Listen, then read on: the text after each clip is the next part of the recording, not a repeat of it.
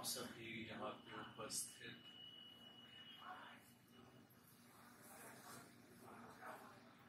एक धारा से जो आपको पुरस्कृत करती है, आपका मार्ग प्रशस्त करती है। विहंगम योग वह धारा है जिससे स्वयं का अन्वेषण होता है। हम क्या हैं इसका हमें बोध होता है, ज्ञान होता है।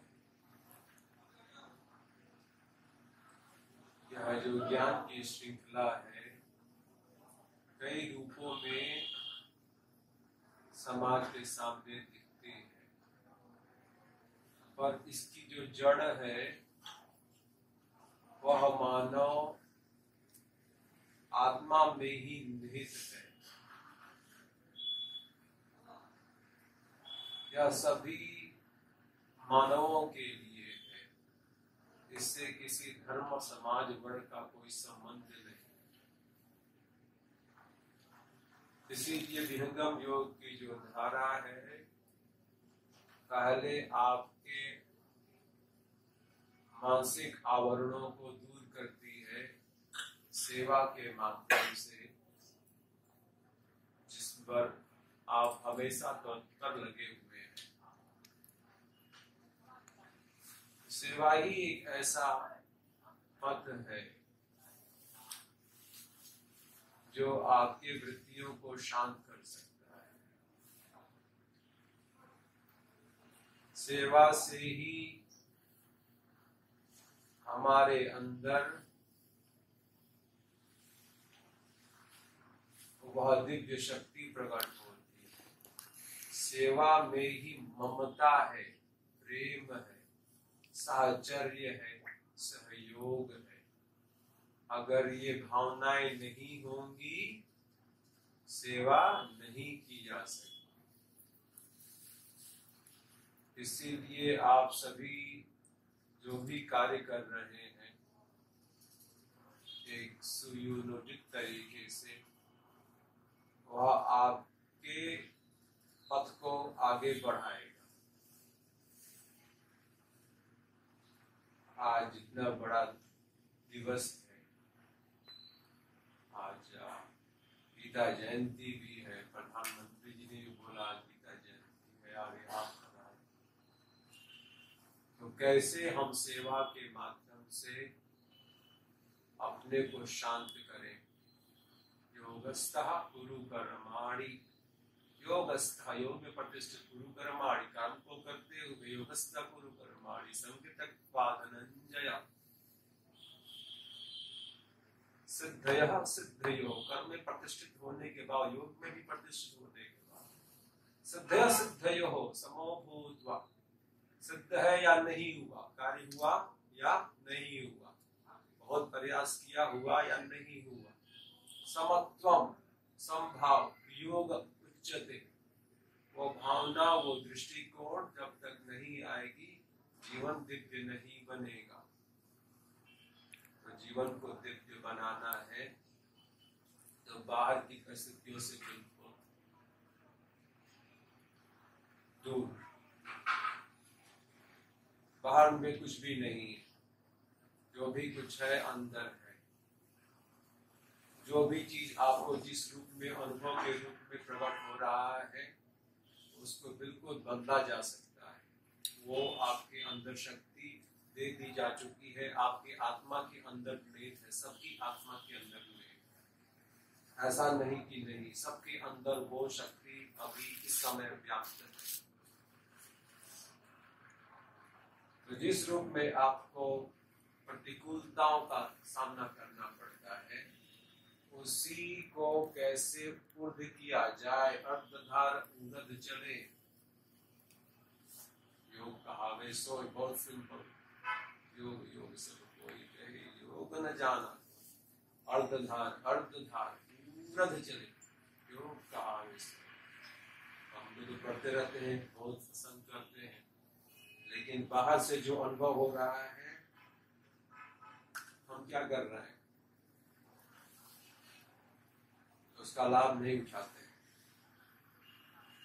बाहर से जो भी प्रतिकूलताएं हैं जो आपके हिसाब से नहीं है, आपका मन व्यथित हो जाता है, वही आपको बदलने में बहुत बड़ा सहायक भी हो सकता है। आपके जीवन की दशा और दिशा को हमेशा बदल भी सकता है। ऐसी शक्ति है। आप किस रूप में अपने आप को संजो के रखते हैं और कैसी ऊर्जा आप प्रकट करते हैं अपनी वाणी के माध्यम से, विचारों के माध्यम से। और ये तो बहुत स्थूल है, पर आप बस बैठ गए तो बहुत कुछ हो सकता है। आपके अंदर ऐसी ऊर्जा शक्ति है। तो आप अभी उपस्थित हैं तो आप स्वयं में अपने आप में एक ऊर्जा है। आपने जो कार्य किया है वह अपने आप में एक द्योतक है आपके विचारों का, आप कैसे सोचते हैं। इसीलिए बहुत जरूरी है कि हम अपने आप को हमेशा महान संकल्पों के साथ और अच्छे नेक कार्यों में ही अपने आप को लगाएं। ऐसी कोई भी चीज जो मन को दूषित करती हो, अंतःकरण को दूषित करती हो, उससे हमेशा दूर रहें। एक अवस्था जब आ जाएगी जब इसका प्रभाव नहीं पड़ेगा, समत्वम की अवस्था में पहुंच जाएगी। ऐसी स्थिति आ जाती है। विहंगम योग की प्रथम भूमि की साधना में बहुत कुछ संभव हो जाता है। द्वितीय भूमि की साधना में इसको पूरी तरह से परिवर्तित किया जा सकता है। जो भी जिस तरह की ऊर्जाएं हमारे विचारों से प्रकट हो रही हैं, जो हमारे अंतःकरण के विरुद्ध हैं, फिर हम कहते हैं ऐसा क्यों, उसको विहंगम योग के दूसरी भूमि के द्वारा उसको शांत किया जा सकता है, इसको परिमार्जित किया जा सकता है। विहंगम योग की दूसरी भूमि में इतनी शक्ति है और तीसरी भूमि में तो फिर प्रकृति का आवरण है। तो हम एक अच्छे मानव बने, यही संदेश है। और यह हम अपने आप में एक बहुत बड़ी शक्ति है। तो आप सभी यहाँ पे उपस्थित हुए, आप स्वर वेद का पाठ करिए, सब प्रकाश के भजनों को गाइए और आप लोग वंदना पूरा करिए। वंदना में बहुत शक्ति है।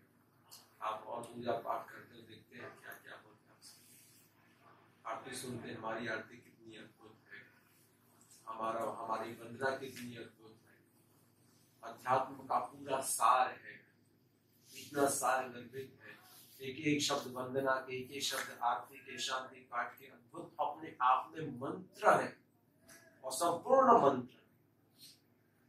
कोई न मेवा चढ़ाना न प्रसाद चढ़ाना है, बस एक सत्ता को आवाहन करना एक विशेष अवस्था से। उस विशेष अवस्था में हमें पहुंचना होगा, वही हमारा उद्देश्य होना चाहिए। तो नेम ट्री के माध्यम से जो कार्य हो रहा है वो सेवा का ही है और ये बहुत आवश्यक है। आप देख रहे हैं कि कितना ज्यादा पर्यावरण हमारा देश का प्रदूषित है और अभी और भयावह होता जा रहा है। और हमें एक ही इसका उपाय है, एक ही विकल्प है कि पेड़ लगाए जाए, जितने लगा दिए जाए उतने अच्छे। हमारे ऋषि महर्षि जंगलों में जाया करते थे, पेड़ पौधों के साथ रहा करते थे। जब हमारी चेतना ऊपर को जाती है तो प्रकृति में नहीं रह पाते, प्रकृति से असंग होना पड़ता है। इसीलिए महात्मा लोग जंगल चले जाते हैं, क्योंकि उनकी ऊर्जा, कोई भी स्थान पर अगर 1 लाख लोग आ जाएं तो उसकी ऊर्जा अलग हो जाती है। एक साल में अगर कोई किसी विशेष स्थान पर 1 लाख लोग आ जाए, वहां की ऊर्जा ही बदल जाती है, क्योंकि हमारा व्यक्ति अपने आप में एक ऊर्जा हर क्षण अपने प्राणों के माध्यम से छोड़ रहा है और ले रहा है। तो पेड़ पौधे क्या करते हैं, ये इतने सूक्ष्म होते हैं कि आपके मानसिक तरंगों को भी ये ले लेते हैं। यही कारण था कि आप जो मंदिर देखते हैं बुद्ध इधर जंगल में चला गया ज्ञान प्राप्त होगा, क्योंकि वो नहीं रख सकता था, क्योंकि परमात्मा का उसको ज्ञान नहीं था। अगर वो नहीं जाते तो वो उस अवस्था में नहीं पहुंच पाते, क्योंकि वो परमात्मा को नहीं मानते थे, उनको ज्ञान ही नहीं हुआ तीसरी बुद्धि के बाद, क्योंकि उनको जंगल में जाना पड़ा, क्योंकि और मानवों के साथ नहीं रह सकते थे, क्योंकि उनका मन निश्चल हो गया। लेकिन सदगुरुदेव की ध्यान उनको नहीं मिली, इसीलिए उन्होंने आत्मा के स्वरूप का ही खंडन कर दिया, कहा कि आत्मा होती ही नहीं परमात्मा होता है। तो प्रकृति के साथ जुड़कर वो व्यक्ति बुद्ध बन सकता है, तो आप क्या नहीं बन सकते? क्या आपका चेतना नहीं हो सकता? उसने अच्छा काम नहीं किया, क्या अच्छा किया ना, एक मानवता का संदेश दिया, शांति का संदेश दिया। परमात्मा को नहीं मान, परमात्मा के एग्जिस्टेंस ऑफ परमात्मा को नहीं मान, परमात्मा है यह नहीं माना ही नहीं, कहा कि नहीं आत्मा भी नहीं है परमात्मा भी नहीं, पर केवल प्रकृति के साथ जुड़े। तो उसने अपने शरीर को ही ऐसा बना दिया और अपने ऊर्जा को ऐसे बना दिया कि पूरी तरह से व्यापक हो गया, प्रकृति में ही व्यापक हो गया। प्रकृति उसको शून्यता देख रही है, कहीं कुछ है नहीं, शांति है, गंभीरता, शून्यता है। तो शून्यता का एक बहुत बड़ा एक इसने सिद्धांत निकाला और वो इतने बड़े व्यापक होकर आज पूरे कई देशों में बुद्धिज्म का प्रचार है। तो आप देखिए प्रकृति में कितनी ताकत, और जो भी लोग होते हैं जो प्रकृति से जुड़े होते हैं वो शांत और गंभीर ही होते हैं। तो आप प्रकृति से जरूर जुड़िए, जो भी कार्य करिए आप प्रकृति को अपना सहचारी, एक सहभागी बनाइए अपने जीवन में, और उसके साथ साथ जो भी आपके अगल बगल जिस रूप में जीव जंतु पशु पक्षी हैं उसका भी आपको ध्यान देना चाहिए। ऐसा नहीं कि इसको कुछ भी नहीं करना है, पर हमें अगर कोई दिखता है, गौ माता की हम सेवा करते हैं क्योंकि हमारे धर्म में है, हमारे खून में है, हम करते हैं, हमको करना भी चाहिए।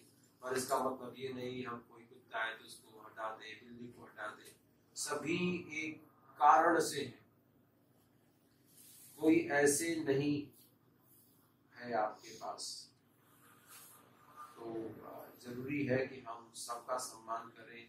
प्रकृति के सम्मान में, प्रकृति के साथ चलने में बहुत सारे समस्याएं ऐसे ही सहज हो जाती है, सुलभ हो जाती है। प्रथम परंपरा सुधे भगवान कहा करते थे, कोई भी व्यक्ति अगर तनावग्रस्त हो और अवसाद में जा रहा हो तो उसको हरे पत्ते के साथ, पेड़ों के साथ समय बिताना चाहिए।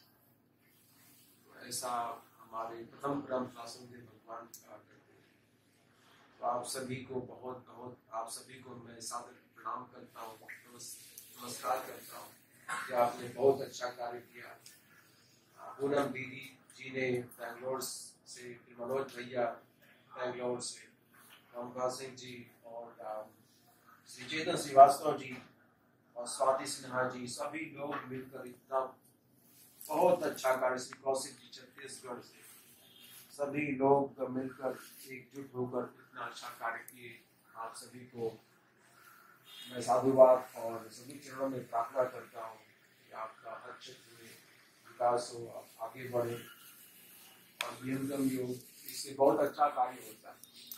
यह रिपोर्ट कई जगह जाती है जो हम कार्य करते हैं, तो ऐसा नहीं कि नियम की आपने किया और या सीमित हो गया, या जाता है कई जगहों पर हम लोग देते हैं कि हमने पर्यावरण के लिए किया, अन्यत्र जगहों पर भी देते हैं, तो इससे बहुत बड़ी सेवा हो जाती है, आपको स्वयं पता नहीं लगता है कितनी बड़ी सेवा आप कर देते हैं। केवल अगर आप शब्दों के माध्यम से लोगों को प्रेरित करें और लोग प्रेरित होकर कार्य करना शुरू कर दें ग्राउंड पर, तो बहुत कुछ किया जा सकता है, बहुत कुछ हो सकता है। और इस समय महामारी में बहुत जरूरी है कि हमारा जो प्राण तत्व ऑक्सीजन लेवल हो वो बढ़े, और इसका केवल एक ही विकल्प है कि हमारा पेड़ लगे। जितने ज्यादा पेड़ होंगे उतना ज्यादा प्राण शक्ति रहेगी, प्राणों के माध्यम से ही हम जीवंत हो सकते हैं। आवश्यक है कि आप जो कार्य कर रहे हैं वो आवश्यकता है, आज भारत को आवश्यकता है इसको आप आगे बढ़ाएं।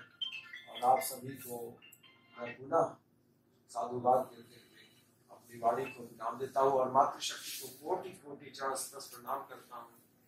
मातृशक्ति में बहुत शक्ति है और आप विहुगम योग के प्रचार कार्य में भी आगे बढ़ रही हैं, ये बहुत खुशी की बात है। आपके माध्यम से ही विहुगम योग में विश्व में प्रचार हो सकता है। जिस संस्थान में मातृशक्ति की प्रभुता है, जहाँ पे प्रभुता है मातृशक्ति की, देखा गया है वहाँ पे बहुत अच्छा प्रचार होता है। विदेशों में देखता हूँ मातृशक्ति सबसे ज्यादा प्रभावशाली है, कोई भी ऐसा एक देश का नाम बताइए जहाँ पे मातृशक्ति प्रभुता में हो और वहाँ पे गरीबी टिकती ही नहीं है।